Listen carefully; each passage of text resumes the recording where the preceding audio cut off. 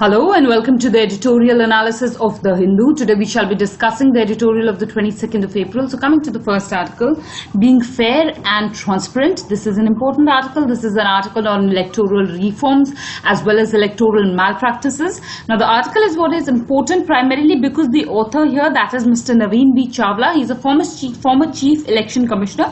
So definitely a balanced view is what we can expect. Now coming to the article, as I had mentioned, the context is free and transparent elections, and the issues that have been discussed are first and foremost Vellore in Tamil Nadu.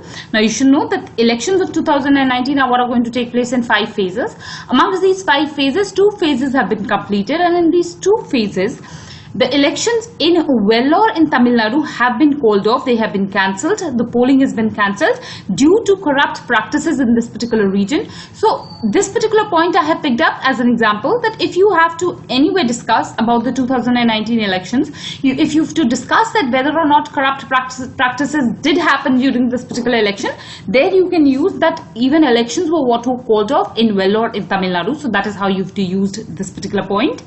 Next issue is that of the money power being used in the 2019 elections. Now the editorial has given us some facts. According to the editorial, that seizures to the tune of rupees 2600 crores, that means 2,600 crore is what has been seized by the Election Commission of India by this particular date, or by the second phase of the polling.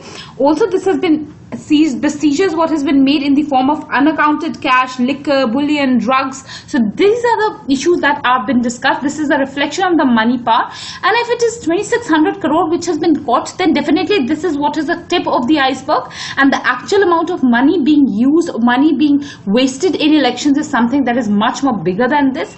Now here you should understand that what are the repercussions of money being used. The first repercussion is that this creates an unfair field for all the candidates. You should know that the model of India's democracy is such that the gates of the parliament have to be open for every single person. But if money is what is going to be squandered like this, then for those people who are poor, or for that matter not having so much of an influence of money, those people cannot fight elections at an equal level. So that is one cause of concern. The second issue is of buying of votes, as a result of which voters are selling their votes for money, which is again something that is not in the interest of the nation. And thirdly, this money that is being circulated in elections is largely the black money. So that is another cause of concern vis-a-vis the money part. Next, something that you should know about is the statutory limit. Now here you should know that as per rules, 70 lakh rupees is what is allowed per candidate per constituency. So that is what is the statutory limit allowed. Next, what has been discussed here is with regards to the importance of rules. Now the editorial is discussing that if rules are what are continuously being flouted, then what is the need of rules? And for that matter, is there a need for reforming these rules altogether is what has been discussed. Next is the issue of electoral bonds, and this is something that is important. We have discussed this in several articles. So this particular editorial is also just slightly touching upon this issue, repeating the metaphor that we had discussed previously, that sunlight is the best disinfectant, which calls for transparency in the issue of electoral bonds to ensure that disinfection of the malpractices that are taking place during elections are done away with. Next is what has been discussed is the role of Election Commission of India vis-a-vis the government. Now here you have to understand that whether it is the government or whether it is the legislative, none of them have an interest in taking or bringing about electoral reforms. This is primarily because they have their own vested interests. So expecting a reform law from legislative is what is something that is not viable. In this context, the responsibility is what lies upon the Election Commission of India to bring about these kind of reforms, and as a result of which Election Commission of India has to rise up to the occasion, and it has to ensure that this kind of reforms are what are brought about. So that is one analysis which has been given. Next is the issue of criminalization in politics. We had been discussing such kind of issues vis-a-vis Indian politics. What is important here is the data that has been given with respect to the 16th Lok Sabha.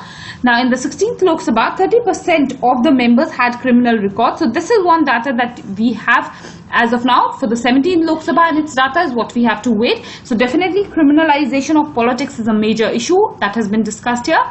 Next, what is important is with regards to the powers of the Election Commission of India.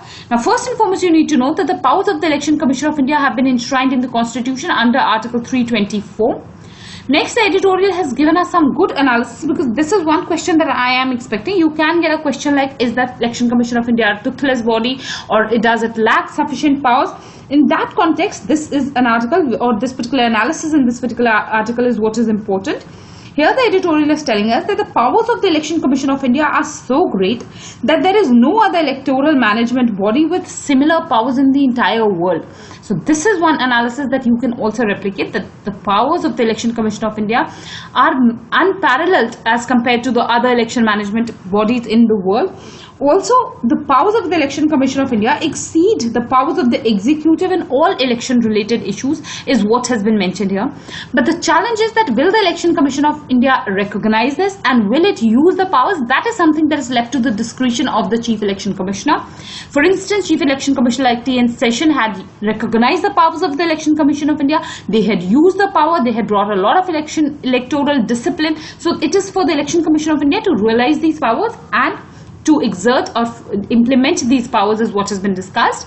Next, the editorial is discussing about the women candidates, and this is something that is important because an example is what has been given. Now, as you all know, that there has been a long pending demand that 33% of the seats in the parliament be reserved for women, which at present has not happened. So it is only two major political parties. One is the Trinamool Congress, in which 41% of the candidates of this particular party are women, and also the Biju Janata Dal is the second party. In this particular party, 33% of the candidates are women. So it is only these political parties who have fielded so many women candidates. Otherwise, major political parties have not supported various women candidates, which is a cause of concern. So this is the relevance of this particular article. This is the entire discussion, and the relevance of this particular article is for election related issues. In General Studies paper 2, questions can be expected. This is an article which has discussed several issues, and as a result of which it is important because your answers are also expected to be similar. So your answers are expected to touch upon several aspects. So this is one article which does exactly that. So that is the relevance of this particular article. Coming to the next article, which is in his own cause. Now, the context here is with regards to the allegations of sexual harassment which have been levied against the Chief Justice of India, Mr. Ranjan Gogoi. Now, this is something that is a very, very sensitive issue as of now, and as a result of which we cannot go into the hype of this issue. I think you'll have to wait for some time before appropriate articles on this particular topic are what come. But as of now, I have taken out two topics which we can extract from this particular article. The first issue is that of the special bench. Now here you should know that after these allegations were made against the Chief Justice of India, the Chief Justice of India has constituted a 3-judge bench, and he is also a part of this 3-judge bench. So the criticism here is that he is sitting in his own case, he is a judge of his own case, which is unacceptable. And if he had to make a constitutional bench, or he had to make not a constitutional bench, I'm sorry, if he had to constitute a special bench, then precisely he should not have been a part of it, and that is why this issue is what becomes important.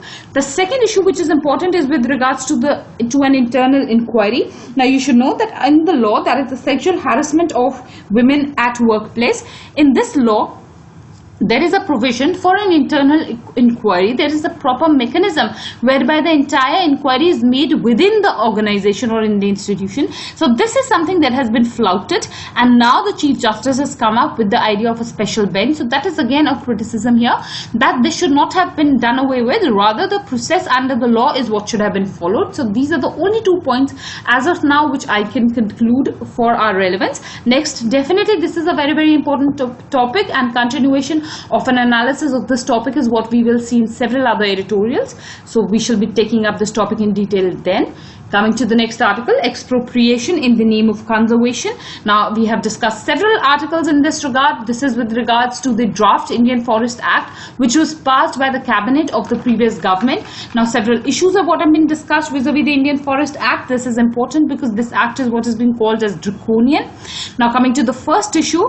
The first issue is that of expropriation in the name of conservation. It is being said that the Indian Forest Act of 1927, which was a colonial law, was largely aimed at exploitation, expropriation, and not conservation. So that is one criticism. I'm just discussing this particular article in brief because the points are not very relevant. Rather, for those of you who are joining us today only, previously also we have discussed similar topics in the editorial analysis. So please go and refer to those videos, because those articles had a clearer view and better opinions that were generated in those particular editorials. So they are more important than this particular editorial. Next is the issue of the Forest Rights Act of 2006. Now here the editorial says that only in a small measure the Forest Rights Act of 2006 had given some rights to the Adivasis and the other forest dwellers. So what is important here is that this kind of an act should have been strengthened, but rather what has happened is that the draft Indian Forest Act was all aiming at taking away the powers that were given under the FRA. So this was what was a cause of concern. The third issue that was important here is the issue of amendments. Now several amendments were what were envisaged in the Indian Forest Act of 1927 under the draft Indian Forest Act that was to be passed. We had discussed these amendments. A lot detail has been given in this particular editorial, though I don't think in answers we will have a scope of writing so much about the amendments. You should rather know the gist of these amendments. The gist is that a lot of power was what was being given to the forest police, and rather the forests were to be treated as a police state is what has been mentioned here. They had powers for preventive detention. They had without warrant arrest powers were what were given to them. They had powers to shoot. They had powers to ban entire communities from entering forests. So these kind of draconian powers are what were being envisaged. So this is what is unacceptable. Next, what has been discussed in the article is something related to Karl Marx. Now the editorial is discussing that when Karl Marx was young, he was a young editor in Germany. How he was radicalized was because what had happened in Germany at that point of time was that there were penal provisions to prosecute people in that particular region for collecting firewood in the forest. And as a result of which, when Karl Marx observed that this kind of an exploitation of people is what is being done, that customary rights are what are being taken, he got radicalized. So this can be an example that this similar radicalization is what can happen in India also if this kind of exploitation and injustice is what is meted out to the people. Next is the issue of the property rights. Now here you should know that previously the government had a policy where it had given some pieces of lands to people for agriculture purposes, and these pieces of land were what was known as pattas. Now what happened here was that it was being envisaged that the newer Indian Forest Act will legalize the pattas, will give people rights over these pattas, but this is what has not happened. Rather the rights are what are being envisaged to be taken back. So that is one cause of concern. Next issue is with regards to the Panchayat Extension to Scheduled Areas Act of 1996. Now this particular act has given some rights to the Gram Sabha. These rights have also been envisaged to be taken back under the draft Indian Forest Act, which is again unacceptable. Next is the issue of centralized management, and again this particular act was aiming at centralizing the entire forest management, which is again unacceptable.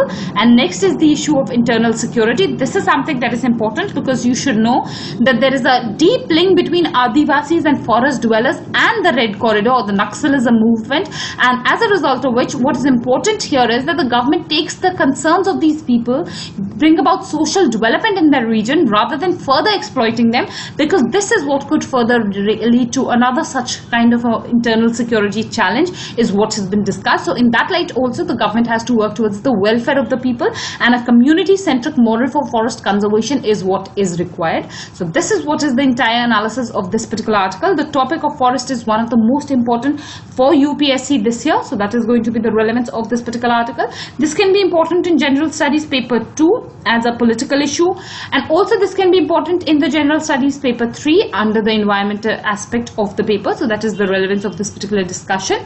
And with this we finish our discussion for today. I thank you all for watching the video.